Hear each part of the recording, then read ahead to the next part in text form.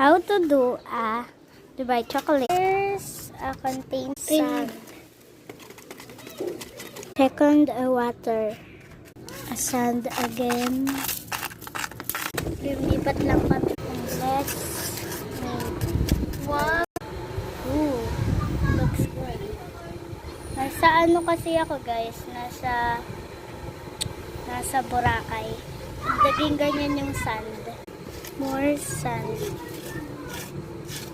And then more water.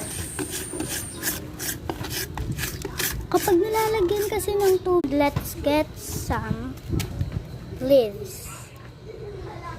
If you get some leaves, next leaves. If you get some leaves, you have leaves, you are like, gawin mo siyang ganito. Mango flavor, kaya yan o.